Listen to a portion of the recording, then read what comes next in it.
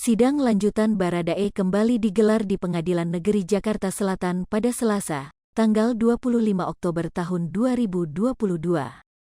Dalam sidang kali ini keluarga Brigadir J dihadirkan jaksa sebagai saksi. Saat kedua orang tua Brigadir J memasuki ruang sidang, Baradae yang sedang tertunduk langsung menghampiri Samuel Huta Barat dan Rosti Simanjuntak.